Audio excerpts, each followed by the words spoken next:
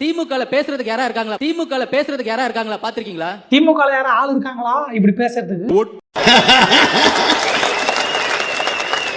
வாய்ப்பில்லை ராஜா. மொத்த உலகமும் சொல்லும் மாண்பு மிகு திரு முதல்வர் விஜய் அவர்களே. உஜயா படிக்க தெரிஞ்சா படி, தப்பு தப்பா படிச்சு அடி வாங்கி சாக. இவர் உஜய், இவர் வந்து உசியா ஊனுந்து, இவர் வந்து ஊஜ் ஊகன்.